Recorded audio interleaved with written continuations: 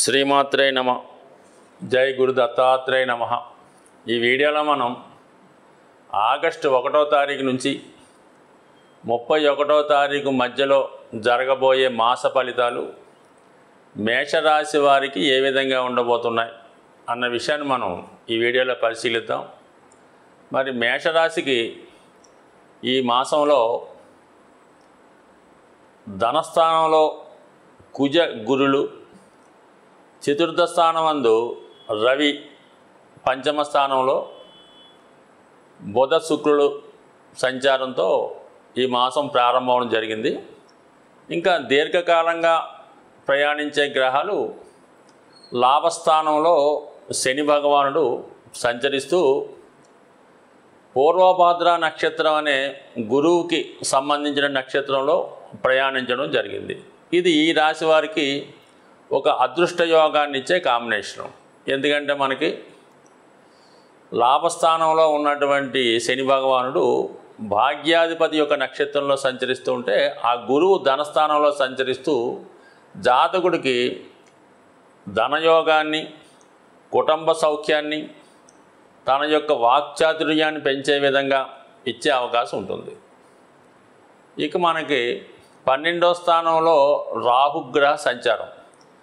ఏ గ్రహం ఎలా ఉన్నా సరే మేషరాశి వారికి బాగా ఇబ్బంది పెడుతున్నటువంటి గ్రహం వ్యయస్థానంలో ఉన్నటువంటి రాహుగ్రహం. మరి ఈ రాహుగ్రహం ఉత్తరాభాద్ర నక్షత్రం మీదకి మారడం జరిగింది. అంటే శని పరిపాలించే నక్షత్రం మీదకి రావడం వల్ల, మరి శని భగవానుడు ప్రస్తుతం 11వ స్థానంలో ఉండడం వల్ల ఇది కొంతకాలం వరకు, అంటే గతంలో ఉన్నటువంటి స్థితి కన్నా ఈ నెలలో రాహు స్థితి కొంతవరకు ఈ మేషరాశి వారికి అనుకూలమైన ఫలితం ఇవ్వబోతుంది. మరి ముఖ్యంగా ఇది పారిశ్రామిక రంగంలో ఉన్న వాళ్ళకి చాలా అభివృద్ధికరంగా ఉంటుంది. అలాగే మరి కంప్యూటర్ రంగంలోను, సాఫ్ట్వేర్ రంగం, అలాగే సినిమా పరిశ్రమలో ఉన్న వాళ్ళకి కంపల్సరీగా కొత్త అవకాశాలు రావడం జరుగుతుంటుంది. ఈ యాస్టీజ్గా మరి గోచారీత్యా కూడా వాస్తవంగా శని భగవానుడు ముందుకెళ్తూ మీనరాశిలో ఉన్నటువంటి రాహుని కలిసే ప్రయత్నం చేస్తే, రాహు వెనకకు ప్రయత్నం చేసుకుంటూ కుంభరాశిలో ఉన్నటువంటి శనిని కలవడం ప్రయత్నం చేస్తుంది. అంటే రాహుకి ఇది కుంభరాశి స్వక్షేత్రం. ఈ కారణం వల్ల ఏంటంటే పారిశ్రామిక రంగం చాలా అభివృద్ధికరంగా ఉంటుంది.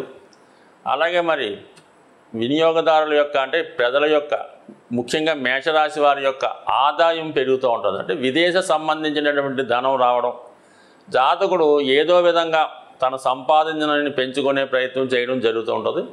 ఈ కారణంలో కంపల్సరిగా జాతకుడు విజయం సాధించే అవకాశం ఉంది.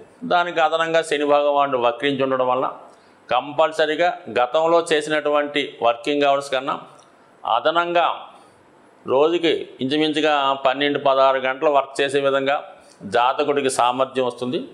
అదేవిధంగా జాతకుడు తన సామర్థ్యాన్ని పెంచుకొని తన ఆదాయాన్ని కూడా పెంచుకునే ప్రయత్నం చేయడం జరుగుతూ ఉంటుంది. సో ఈ విధంగా మరి ఈ దీర్ఘకాలంగా ప్రయాణించే గ్రహాలైనటువంటి శని రాహులు జాతకుడికి చాలా వరకు అభివృద్ధికరం వైపు తీసుకెళ్లే అవకాశం ఉంటుంది. కొత్తగా అయినా వ్యాపారం ప్రారంభిద్దాం అనుకున్న వాళ్ళు కానీ, ఏదైనా పరిశ్రమ స్టార్ట్ చేద్దాం అనుకున్న వాళ్ళకి, అంటే భారీ ఎత్తులో ఏదైనా పరిశ్రమ చేద్దాం అనుకున్న వాళ్ళకి ఈ కాంబినేషన్ చాలా అనుకూలంగా ఉంది. సో దేనికైనా మరి ఏ వ్యాపారం చేద్దామన్నా, ఏ పరిశ్రమ స్థాపించాలన్నా వాళ్ళ స్థాయిని బట్టి ఖచ్చితంగా ధనం అవసరం అవుతుంటుంది.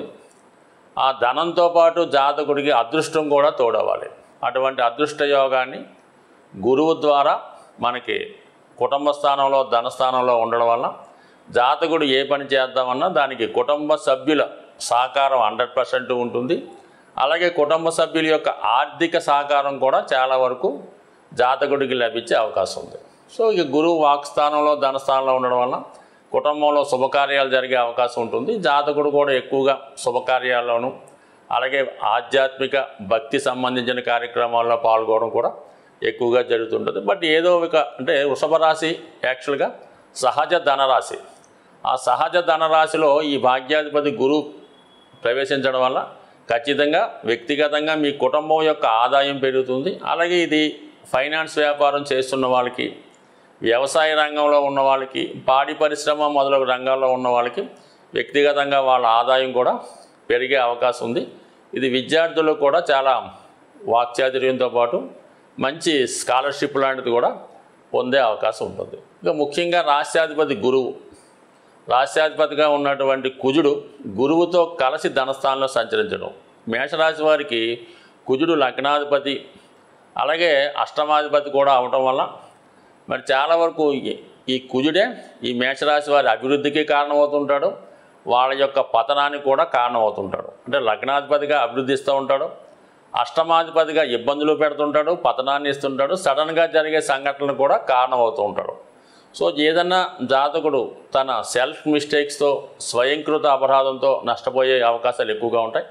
అటువంటి కుజుడు అష్టమాధిపతిగా ధనస్థానంలో ఉండడం జాతకుడికి ఆకస్మిక ధనలాభం కలిగే అవకాశం ఉంది. అది భూముల ద్వారా అవ్వచ్చు, లేదంటే కుటుంబంలో ఎవరికైనా అనుకూలంగా ఉండడం వల్ల వాళ్ళు జాతకుడు సహకరించవచ్చు, లేదంటే మీ పెద్దల ఆస్తి ఏమైనా మీకు రావడం కానీ మీ యొక్క స్థిరాస్తుల విలువ పెరగడం వల్ల అకస్మాత్తుగా మీ యొక్క కుటుంబ సంపద పెరుగుతుంది.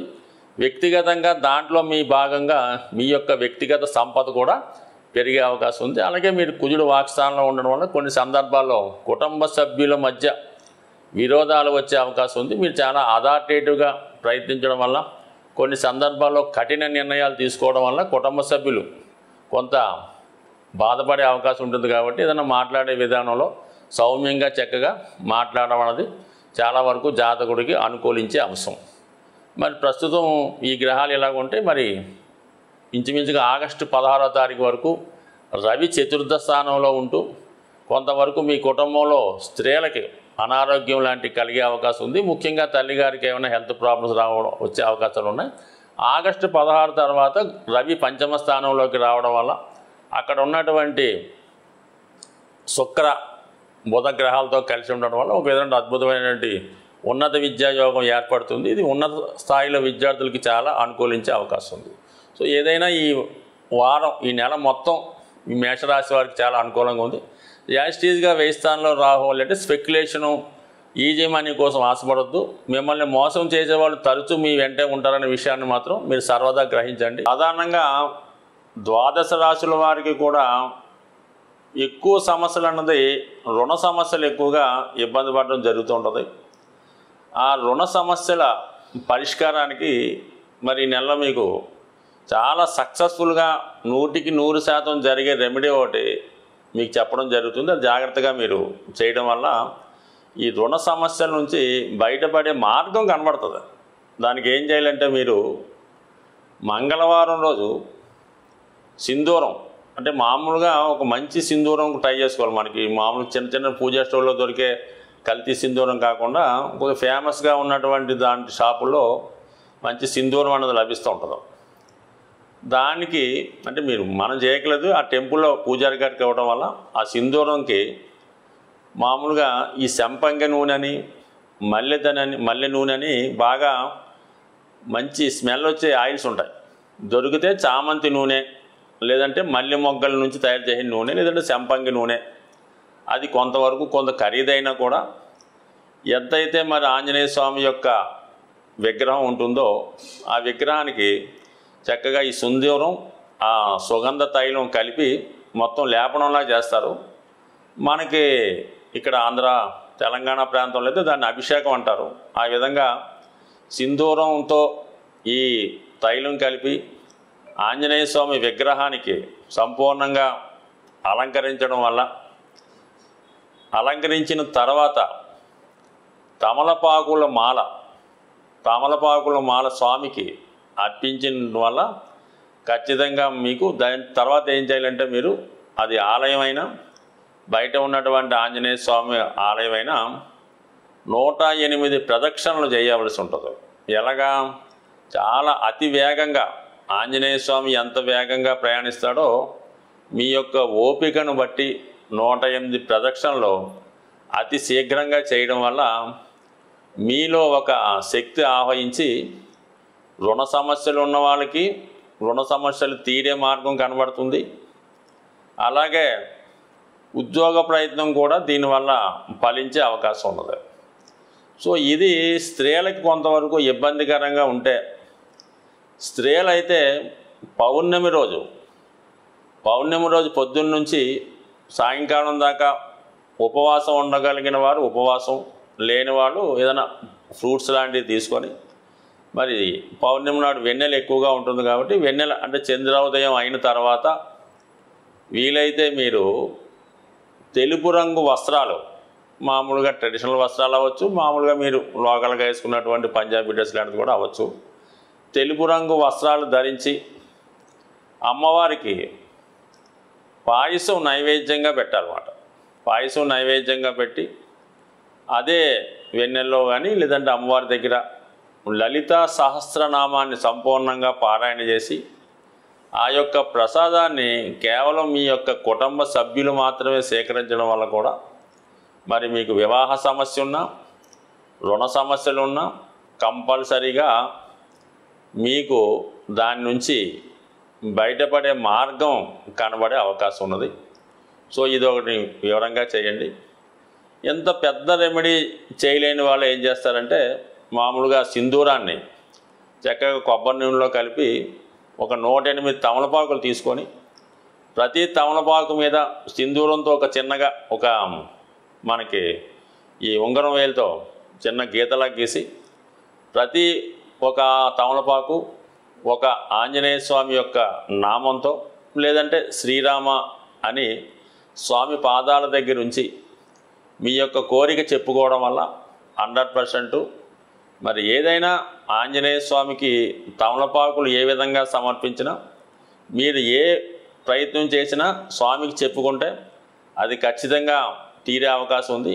అది ఒకటి న్యాయబద్ధంగా ఉండాలి తప్ప అన్యాయబద్ధంగా ఉంటే మాత్రం అది తిరిగి మీకే ప్రమాదం అయ్యే అవకాశం ఉంది. స్వస్తి.